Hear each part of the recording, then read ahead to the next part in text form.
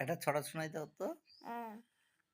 হাতা গাছে তোতা পাখি, ডালিম গাছে মৌ, হিরে দাদার মরমরে থান, ঠাকুর দাদার বউ।